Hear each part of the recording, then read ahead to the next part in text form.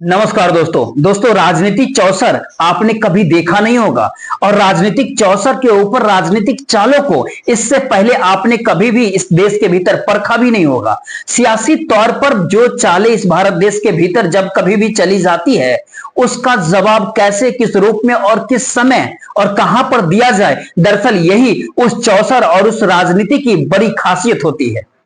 और ये चाल दिल्ली के मुख्यमंत्री अरविंद केजरीवाल ने दिल्ली के भीतर चल दिया है। एक ऐसी चाल जिसके दायरे में ठीक वही चाल चलने वाला व्यक्ति आकर के फंस गया जिसने इससे पहले उसी चौसर के ऊपर ठीक वैसी ही चाल चली थी। यानी ये कहे कि दिल्ली के मुख्यमंत्री अरविंद केजरीवाल को जेल से निकालकर मुख्यमंत्री बने रहने के बावजूद भी मुख्यमंत्री पद पर न बैठने की परिस्थितियां उस फैसले के भीतर यानी सुप्रीम कोर्ट के फैसले के भीतर छिपी हुई थी। यानी ये कहे कि महज 100 दिनों के बाद दिल्ली के भीतर चुनावी नोटिफिकेशन जारी हो जाएगा, यानी ये कहे कि चुनाव की तारीखों का ऐलान कर दिया जाएगा। इन 100 दिनों के भीतर दिल्ली के भीतर कौन से काम किस रूप में कब कैसे करने हैं, शायद दिल्ली के मुख्यमंत्री अरविंद केजरीवाल जेल से बाहर निकले तो ये काम कर सकते थे। लेकिन सवाल है कि सुप्रीम कोर्ट ने कहा कि उनके हाथ बंधे हुए हैं और वो इसकी इजाजत कभी भी नहीं दे सकते हैं कि जेल से बाहर निकल करके दिल्ली के मुख्यमंत्री अरविंद केजरीवाल सचिवालय पहुंचे, मुख्यमंत्री की कुर्सी पर बैठे, किसी फाइल के ऊपर हस्ताक्षर करे, कैबिनेट की कोई बैठक बुलाए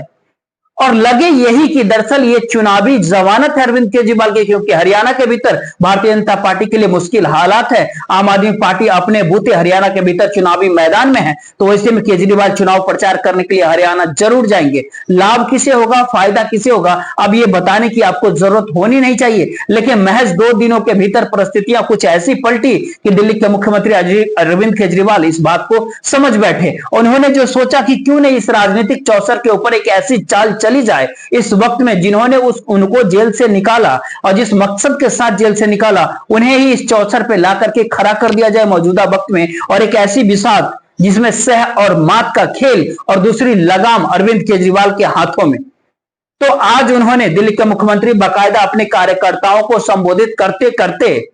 जेल के भीतर के अनुभव को बताते बताते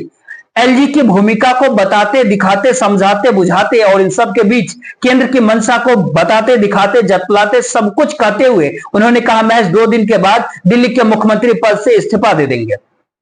और वो इस बात को चाहते हैं कि दिल्ली के भीतर चुनाव हो और चुनाव हर हाल में हो और महाराष्ट्र के विधानसभा चुनाव के साथ हो जाए, लेकिन इसके लिए वो विधानसभा डिसॉल्व नहीं करेंगे, यानी सरकार दिल्ली के भीतर बनी रहेगी। महज 48 घंटे के बाद दिल्ली का कोई दूसरा मुख्यमंत्री आपको नजर आएगा। लेकिन सवाल है कि एक फैसला केंद्र सरकार और चुनाव आयोग को ये करना है।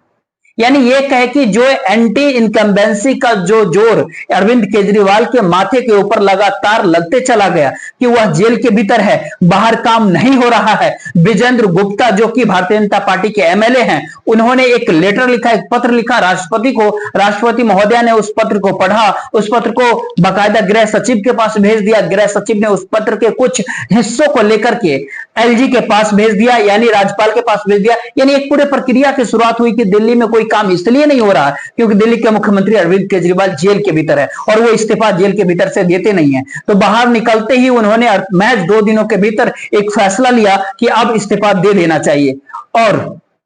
सरकार के पाले में ये बात कह करके फेंक डाला कि हम तो तुरंत चुनाव चाहते हैं और हम चाहते हैं कि महज 100 दिनों के बाद क्यों, महज 30 दिनों के बाद, यानी 8 अक्टूबर को जब हरियाणा और जम्मू कश्मीर के चुनाव परिणाम जब देश के सामने होंगे तो उसके बाद जो चुनाव के नोटिफिकेशन महाराष्ट्र और झारखंड को लेकर के जो चुनाव आयोग तय कर रहा है, तो ऐसे में उसी के साथ दिल्ली के चुनाव को भी वह नोटिफिकेशन के जरिए जारी कर दे। अब ऐसे में सवाल 2 होते हैं, क्या सच में चुनाव आयोग इलेक्शन कमीशन कहेगा कि हाँ दिल्ली के वोटरों को हम इतने कम दिनों में समझ लेंगे, परख लेंगे? दिन तो अभी बचे हुए हैं, 8 अक्टूबर को रिजल्ट आना है, चुनाव का परिणाम आना है, उसके बाद नोटिफिकेशन का शुरुआत होगा महाराष्ट्र चुनाव को लेकर के, यानी समय तो है। लेकिन यदि अगर आप चुनाव नहीं करवाते तो जितना ज्यादा समय बीतेगा उसमें इस बात को मान लिया जाएगा कि दिल्ली के ऊपर कब्जा तो एलजी का है और ये जो चुनाव होता है उस चुनाव को एक औपचारिकता में सरकार तब्दील कर दिया है। यानी ये कहे कि देश की जनता जिन नेताओं को चुने, जिनको अपना मुख्यमंत्री माने, उन्हें ही हाशिए पे ढकेल करके एलजी ने एक ऐसी शासक को थोप दिया है दिल्ली के ऊपर जिसकी कोई जिम्मेदारी नहीं है, लेकिन सारे फैसले वही लेंगे। तो ऐसे में सियासी तौर पर जो कोई भी नरेंद्र मोदी और अमित शाह ने राजनीतिक तौर पर जो चौसर को बिछा करके दिल्ली के मुख्यमंत्री अरविंद केजरीवाल को सुप्रीम कोर्ट के जरिए जो जमानत चुनावी जमानत मिली है, उस चुनावी जमानत के उलट करते हुए चुनावी इस्तीफे अरविंद केजरीवाल ने फेंक दिया। चुनावी इस्तीफा अरविंद केजरीवाल ने फेंका। किस तर्ज पे फेंका, क्यों फेंका, कुछ पल के लिए देख लीजिए कि पूरी राजनीति की हर चाल को कैसे देखा जाएगा। की जनता से पूछना चाहता हूं, मैं देश की जनता से पूछना चाहता हूं कि क्या केजरीवाल ईमानदार है कि गुनाहगार है। दोस्तों, 2 दिन के बाद, आज से 2 दिन के बाद मैं सीएम की कुर्सी से इस्तीफा देने जा रहा हूं।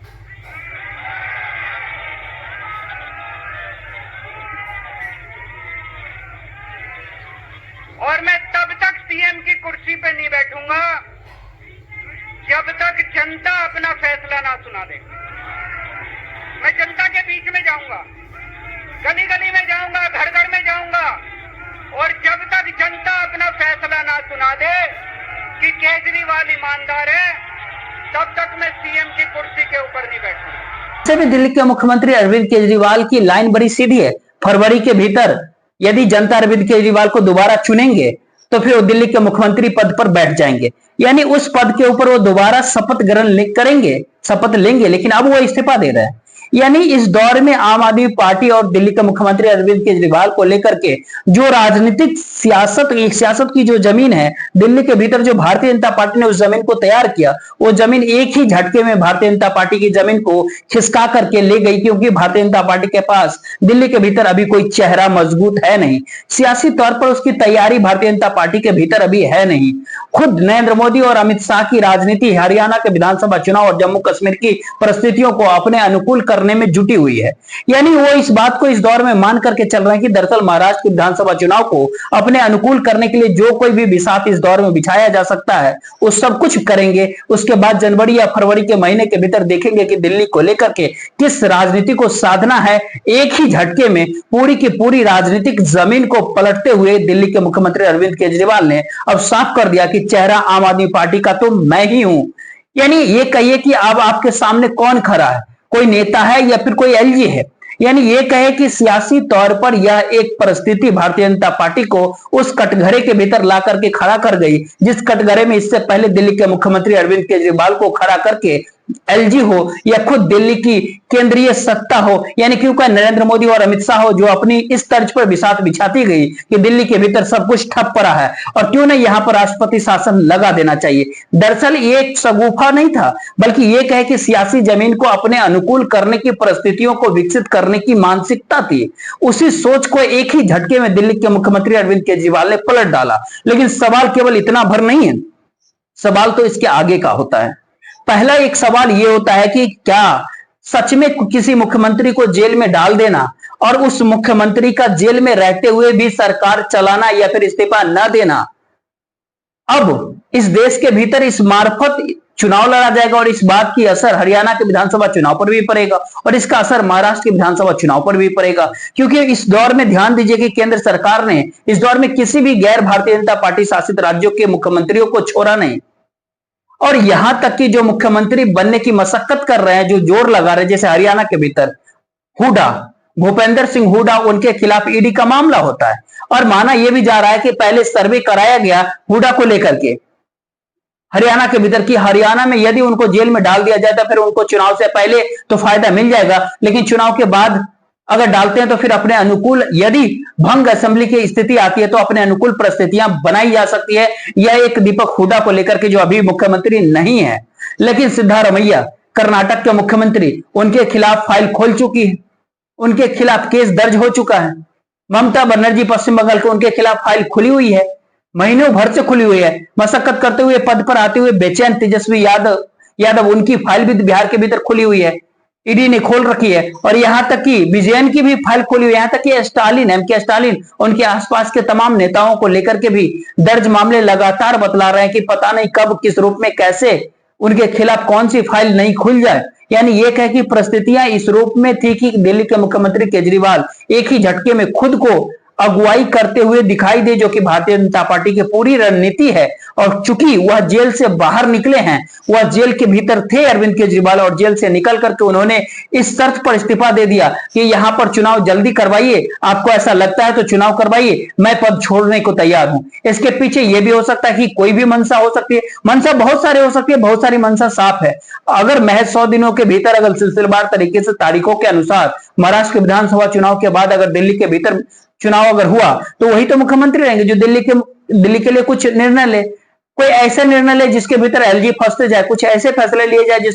जिसके भीतर जनता को इस बात का महसूस हो जाए कि उसके मुख्यमंत्री इस बात का फैसला ले रहे, क्योंकि समय बहुत कम है, तो कोई ऐसा वक्त भी मुख्यमंत्री पद पर न बैठे जिसकी साख दिल्ली के मुख्यमंत्री अरविंद केजरीवाल से आगे बढ़ जाए।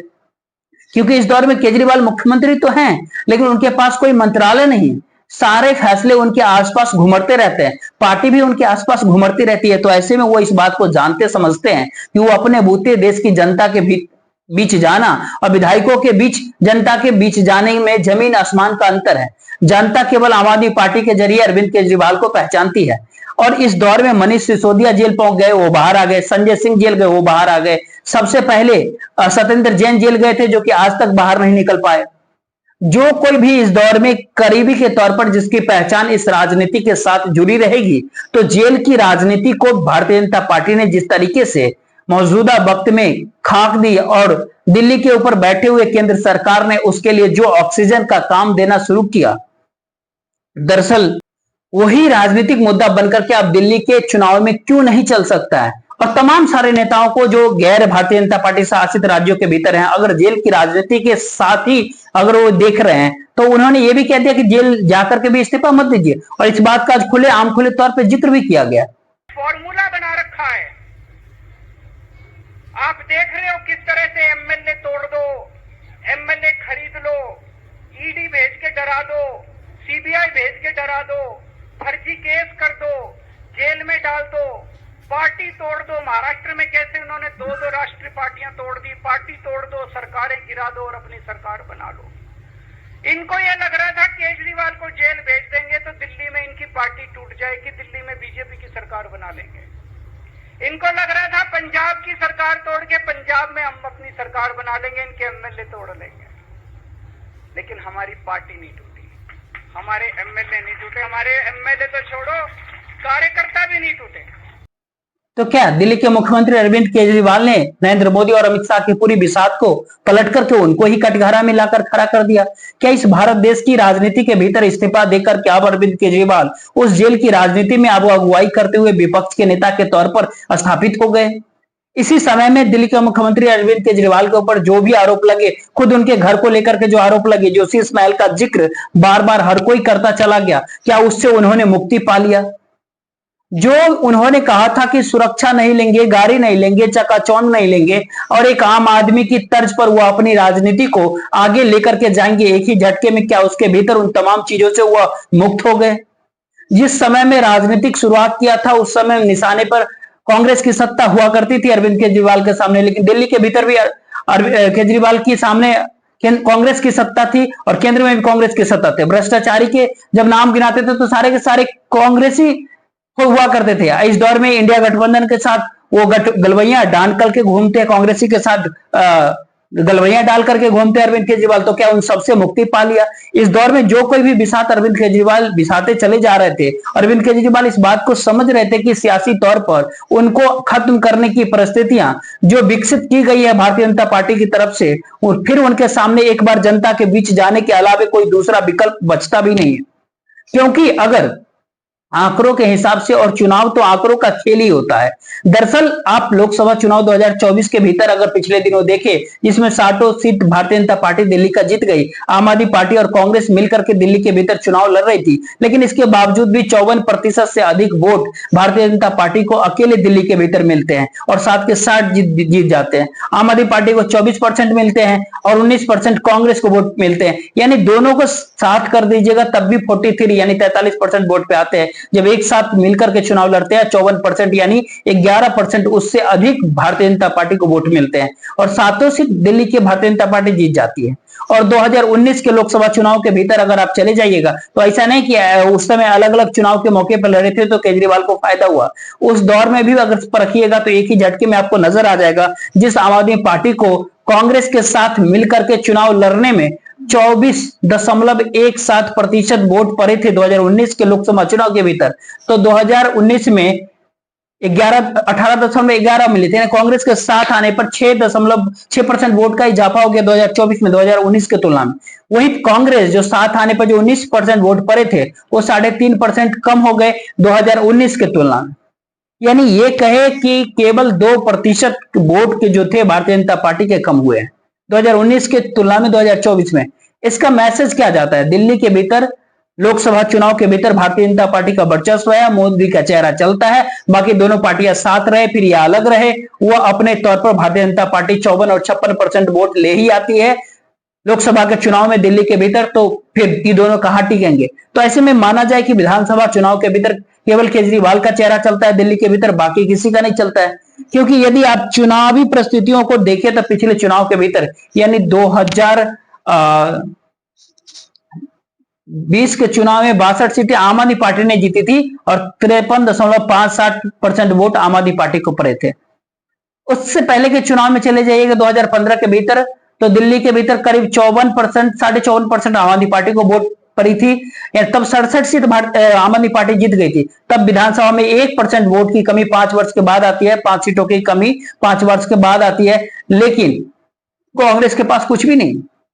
और भारतीय जनता पार्टी दूसरी तरफ 38% वोट पिछली बार ले जाती है और 8 सीट ले जाती है, और उससे पहले यानी 2015 के दिल्ली के विधानसभा चुनाव में केवल 3 सीट ले जाती है, लेकिन 32% वोट वो ले जाती है भारतीय जनता पार्टी। अब ऐसे में सबसे बड़ा सवाल जिसके आश्रय भारतीय जनता पार्टी अपनी सांसें ले पा रही थी या फिर उसका मानना था कि उसके अनुकूल परिस्थितियां बन सकती है दिल्ली के भीतर, वो परिस्थिति केवल इतना भर है कि आखिर इंडिया गठबंधन बनाम या फिर कहीं हरियाणा के भीतर चुनाव लड़ रहे हैं अरविंद केजरीवाल आम आदमी पार्टी, तो हरियाणा में बीजेपी वर्सेस कांग्रेस और आम आदमी पार्टी दोनों अलग अलग जरूर लड़ रहे हैं, लेकिन दोनों के निशाने पर भारतीय जनता पार्टी ही है हरियाणा के विधानसभा चुनाव के भीतर। और दिल्ली के भीतर में अरविंद केजरीवाल एक चुनाव लड़ रहे हैं और केजरीवाल के खिलाफ दिल्ली के अंदर भारतीय जनता पार्टी भी है और कांग्रेस भी है। तो फिर ऐसे में केजरीवाल के अनुकूल परिस्थितियां दिल्ली के भीतर बनेगी या फिर उसके विपरीत परिस्थितियां बनेगी, और कांग्रेस के अनुकूल परिस्थितियां हैं या फिर कांग्रेस के विपरीत परिस्थितियां हैं, इस परिस्थितियों में भारतीय जनता पार्टी को लाभ होगा या फिर नुकसान होगा? भारतीय जनता पार्टी का 30% वोट करीब करीब विधानसभा के भीतर पक्का है, तब जब कांग्रेस बहुत कमजोर हो जाती है। सवाल है कि यही परिस्थिति उसके साथ लोकसभा के अंदर है जहां पर 50% से वोट ज्यादा भारतीय जनता पार्टी पा लेती है, लेकिन सवाल अब आम आदमी पार्टी का है कि पहली बार वो विधानसभा के भीतर कांग्रेस से हट करके होगी, वह वैचारिक तौर पर नरेंद्र मोदी के खिलाफ कांग्रेस के साथ इंडिया गठबंधन के भीतर, तो फिर इसका नुकसान कितना किस रूप में दिल्ली के भीतर होगा, शायद इस मिजाज को वो अपने तौर पर दिल्ली के मुख्यमंत्री अरविंद केजरीवाल बाखूबी समझ रहे हैं। इसीलिए आज इस पूरी विषाद को लेकर के सेंधमारी करने की कोशिश करते हुए भी नजर आए थे। सुप्रीम कोर्ट ने कुछ कंडीशंस लगाई हैं, काम नहीं कर पाएंगे। पिछले 10 साल में इन लोगों ने कंडीशन लगाने में कोई कसर छोड़ी थी? एलजी साहब ने कंडीशन लगाने में कोई कसर छोड़ी थी? केंद्र सरकार ने 1 कानून, 2 कानून, 3 कानून, कानून पे कानून डाल के मेरी पावर छीन ली, पर आपके काम बंद नहीं होने दिए मैंने। ये कंडीशन हमारे लिए कोई वो नहीं रखती, कोई हमारे लिए अड़चन पैदा नहीं करती ये कंडीशन। इन कंडीशन को भी देख लेंगे, लेकिन मेरे लिए जो मायने रखता है वो है मैंने अपनी जिंदगी में ईमानदारी कमाई है। अगर आपको लगता है केजरीवाल ईमानदार है, जम के वोट दे देना मेरे पक्ष में, चुनाव के बाद सीएम की कुर्सी पे जाके बैठूंगा। ऐसे में राजनीतिक चौसर है, राजनीतिक चालें हैं, तो ऐसे में उस पूरी विषाद को क्या परखना? सच्चाई तो यह है कि 26 नवंबर तक महाराष्ट्र के भीतर नई सरकार बन जानी चाहिए, यानी जनवरी के महीने आते आते वह भी पहले हफ्ते में, यानी क्या पहले दूसरे हफ्ते के भीतर झारखंड के भीतर नई सरकार बन जानी चाहिए। 26 फरवरी तक अगले साल 2025 के भीतर नई सरकार आ जानी चाहिए। सियासी और राजनीतिक तौर पर और रणनीतिक तौर पर तीनों राज्यों के भीतर चुनाव कराने से भारतीय जनता पार्टी को फायदा होगा या फिर दिल्ली के मुख्यमंत्री अरविंद केजरीवाल को फायदा होगा, कांग्रेस को फायदा होगा या फिर इंडिया गठबंधन को लाभ होगा? क्योंकि इन तीन राज्यों के विधानसभा चुनाव के भीतर इंडिया गठबंधन बिखरा हुआ भी है और इंडिया गठबंधन एकजुट भी है। झारखंड और महाराष्ट्र के भीतर वो एकजुट है, लेकिन दिल्ली के भीतर वो एकजुट नहीं है। सवाल है वहीं दूसरी तरफ भारतीय जनता पार्टी यदि सियासत को अगर इंडिया गठबंधन के नेताओं के आश्रय बिखरते हुए यह इस दौर में बताने में सफल हो जाती है कि उसकी अपनी राजनीति के भीतर वो जहां थी वही खड़ी है। लेकिन सवाल है अगला सच इस दौर का कि झारखंड की राजनीति के भीतर जो मुख्यमंत्री है वो जेल से बाहर निकल करके आए, उनको मुख्यमंत्री रहते हुए जेल के भीतर डाला गया था। दिल्ली के मुख्यमंत्री जो अरविंद केजरीवाल जो अभी है, लेकिन 2 दिनों के बाद वो नहीं रहेंगे, उनको भी जेल में मुख्यमंत्री रहते हुए ही डाला गया था, लेकिन उन्होंने इस्तीफा नहीं दिया था। महाराष्ट्र के भीतर जिस मुख्यमंत्री के आश्रय भारतीय जनता पार्टी चल रही है वह मुख्यमंत्री शिवसेना के, और शिवसेना को गैर संवैधानिक तरीके से या फिर असंवैधानिक या गैर संवैधानिक तरीके से उनको तोड़ा गया था। और इन तीनों राज्यों के राजनीति या तो जेल के आसपास घुमड़ती है या फिर तोड़फोड़ की राजनीति के आसपास घुमड़ती है। और इंडिया गठबंधन के सामने ये पहला मौका है कि इन तीनों राज्यों को लेकर के भारतीय जनता पार्टी को उस राजनीति को देश की जनता के सामने ला करके रख दे और बता दे कि देखिए भारतीय जनता पार्टी की सत्ता का मतलब उसके अपने सत्ता से बाहर रहने के बावजूद क्या क्या हथकंडे किस रूप में कैसे कब कहां कैसे अपनाती है, इस बात को आपको समझना पड़ेगा। क्योंकि जेल में डाला गया, आरोप सिद्ध नहीं हुआ तो हेमंत सोरेन बाहर आ गए। शराब घोटाले को लेकर के दिल्ली के मुख्यमंत्री अरविंद केजरीवाल को जेल के अंदर डाला गया, लगातार जेल के भीतर रहते चले गए, महीनों दर महीनों जेल के अंदर रहते चले गए, लेकिन आरोप उनके ऊपर सिद्ध नहीं। और सुप्रीम कोर्ट को यह बात कहना पड़ गया कि दरअसल आप जेल में क्यों डालते हैं जब आपके पास कोई सबूत नहीं होता है। और ऐसे में महाराष्ट्र की राजनीति तो किसी से छिपी हुई नहीं है, जहां पर सुप्रीम कोर्ट ने खुले तौर पे कहा था कि राज्यपाल वहां पर असंवैधानिक तौर पर काम कर रहे थे, यानी ये कहे कि संवैधानिक पद पर बैठ करके असंवैधानिक काम कर रहे थे। इन तीनों राज्यों की परिस्थितियों के भीतर अब भारतीय जनता पार्टी के सामने यह सवाल सबसे बड़ा है कि इन तीनों राज्यों की राजनीति के भीतर सत्ता पाने के लिए दूसरे जो कोई भी बिसात राजनीतिक तौर पे बिछाई, वो सारी बिसात इस दौर में एक झटके के भीतर देश की जनता के सामने सतह पर आकर के अटक गई। और भारतीय जनता पार्टी के पास मौका केवल एक है कि अगर 3 राज्यों के भीतर विधानसभा चुनाव होते हैं तो इंडिया गठबंधन के भीतर के अंतर विरोधों को वह सामने लेकर के आ जाए देश की जनता के सामने, और दिल्ली को कहीं ना कहीं एक सेंटर पॉइंट बना करके यानी पावर ऑफ सेंटर बना करके उस राजनीति को चलना शुरू कर दे, जिसमें वह ये बात बता पाए कि देख लीजिए क्या उधर राहुल गांधी, क्या इधर अरविंद केजरीवाल, और इस संदेश को वह अपने वोटरों के लिए अनुकूल परिस्थिति के भीतर ला करके खड़ा कर दे।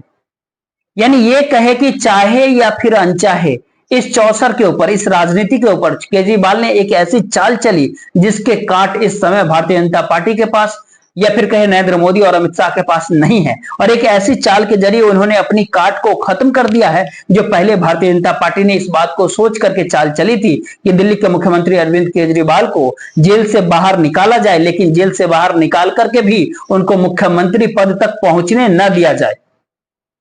यानी ये कहे कि मुख्यमंत्री दफ्तर और मुख्यमंत्री कुर्सी तक भी न पहुंचे, किसी फाइल पे सिग्नेचर भी न करने दिया जाए। और इसके ठीक उलट पुरानी तमाम परिस्थितियों को लेकर के अरविंद केजरीवाल को लेकर के असल परीक्षा इस समय है, क्योंकि उनके साथ 2020 के भीतर जो लोग थे दिल्ली के भीतर, उसमें से बहुत सारे लोग छिटक गए हैं, उसके भीतर बहुत सारे लोग खिलाफ हो गए हैं, उसके भीतर बहुत सारे लोग सियासी तौर पर दूसरे मोर्चों को संभालने चल पड़े हैं। और इसी समय में कांग्रेस या फिर कई विपक्ष के नेता राहुल गांधी ने जिस तर्ज पर, जिस अंदाज में अपने विषाद को बिछाया है, उसमें केजरीवाल की मजबूरी थी कि वह साथ आकर खड़े हो जाए, वो साथ में इंडिया गठबंधन के साथ जाकर खड़े भी हो गए। लेकिन अब के बाद या फिर बहुत दिनों के बाद दिल्ली के मुख्यमंत्री केजरीवाल देश की आम जनता के साथ, यूं कहे दिल्ली के आम आदमी बन करके आम आदमी की राजनीति को कैसे साधेंगे, यह परीक्षण अगर अरविंद केजरीवाल की है तो फिर दूसरी परीक्षण नरेंद्र मोदी और अमित शाह की भी है, या फिर ये अब तक जो भी राजनीतिक या सियासी तौर पर सत्ता पाने के लिए जिस विषाद के आश्रय उन्होंने खेल खेली है, दरअसल उसके भीतर ईडी हो या फिर सीबीआई हो, फिर या इलेक्शन कमीशन ही क्यों ना हो, और सुप्रीम कोर्ट के चंद फैसले ही क्यों शामिल ना हो, लेकिन इन सारे परिस्थितियों के भीतर अब वह किस हथियार के आश्रय किस राजनीतिक सत्ता को साधेगी, नजरें उसके ऊपर भी बनाए रखिए, क्योंकि ये दौर राजनीति चौसर का है और राजनीति चौसर के ऊपर राजनीतिक चाल चलने का अधिकार देश की जनता से ज्यादा नेताओं के हाथ में वो आ चुका है। देखते रहिए, बाकी इस वीडियो को ज्यादा से ज्यादा लोगों तक शेयर कर दीजिए, वीडियो को लाइक कर लीजिए, चैनल को सब्सक्राइब जरूर कीजिएगा। जय हिंद, जय भारत।